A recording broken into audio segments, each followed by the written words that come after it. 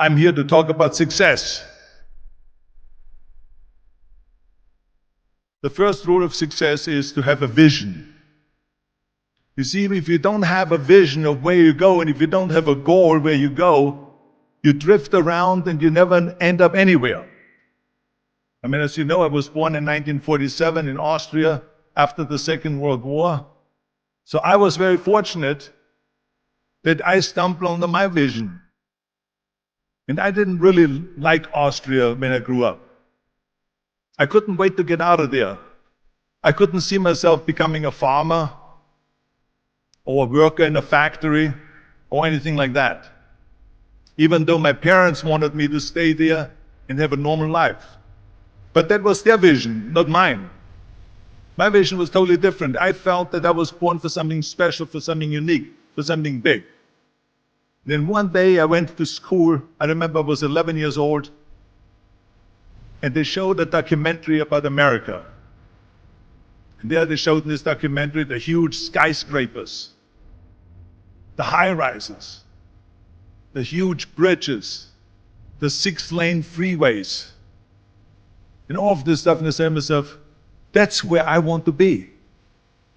I don't want to be around here with these little farmhouses and these little buildings. I want to be in America.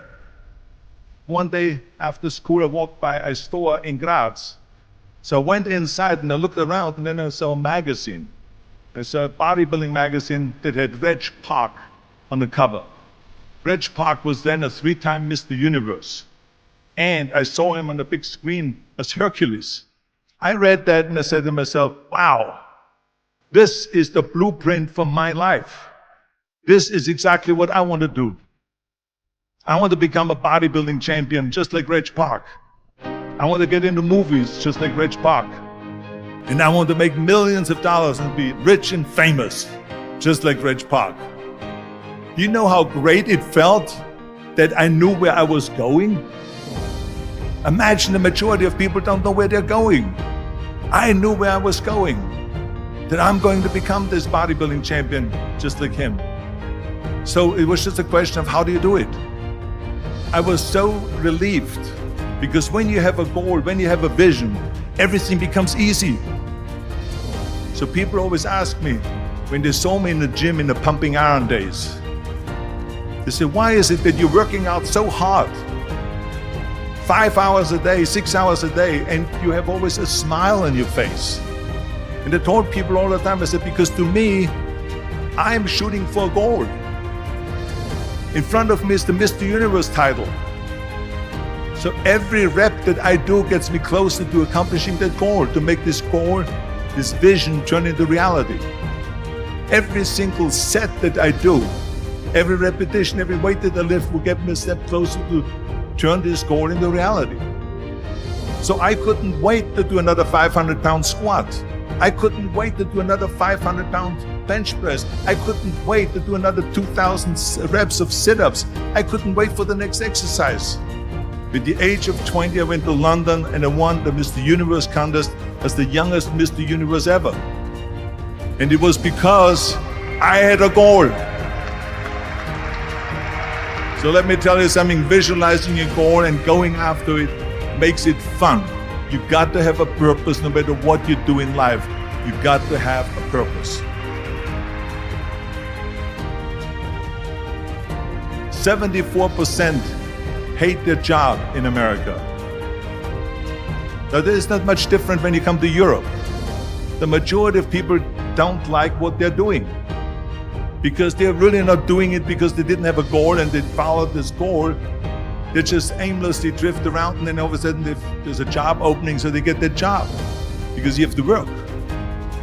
But then when you work, it's a chore. It's work. It's not fun.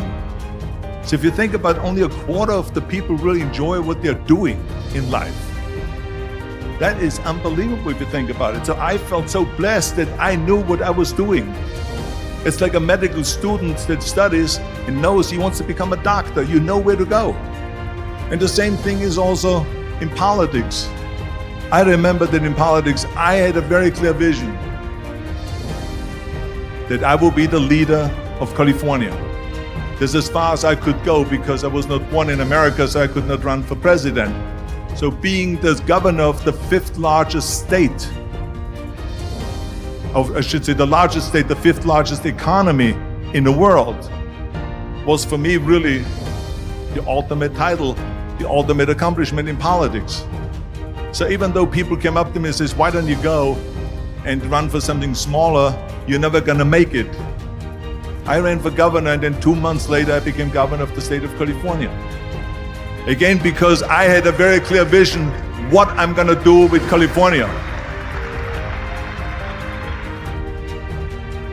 So that's rule number one, have a vision.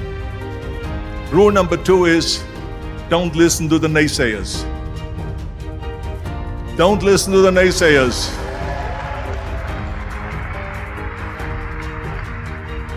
Everything I ever did, the thing that I heard out of people's mouth was, that's impossible. That can't be done. Or no. That is exactly what I heard, and of course I proved to the people that it can't be done. So whenever someone said to me, it can't be done, I heard it can be done. When they said no, I heard yes. And when they said it's impossible, I heard it is possible. I'm a strong believer of what Nelson Mandela said, that everything is always impossible until someone does it. Well, I'm gonna be the one, I said to myself, I'm gonna do it and I'm gonna show it to them. Maybe it has never been done before.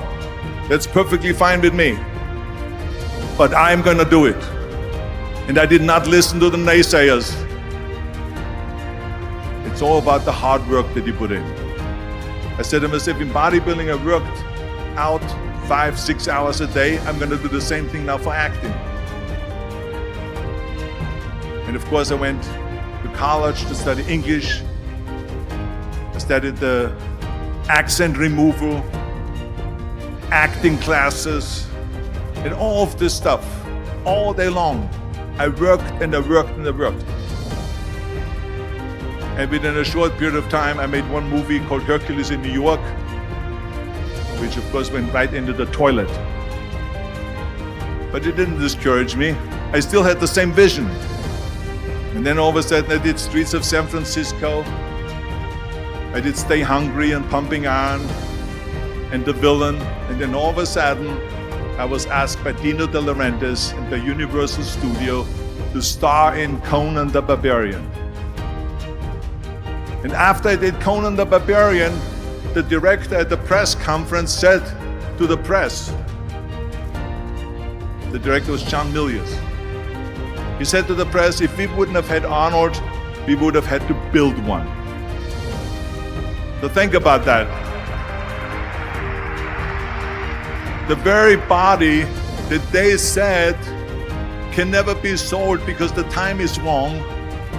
A few years later, I'm doing Conan the Barbarian, and it was the #1 hit at the box office when it came out in the summer of '82.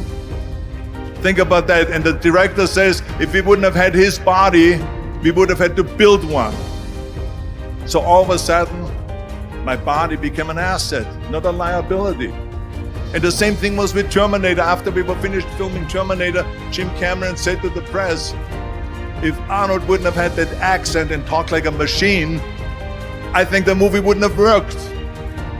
So think about that.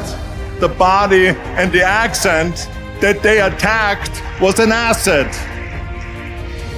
But I didn't listen to those losers. I didn't listen to them at all. It's just the reality of it is that you cannot listen to the naysayers. So this is a very important lesson for all of you. So when someone says, no, this is a stupid idea, you in your mind, you don't have to say it, but in your mind just say to yourself, you're an asshole. What do you know?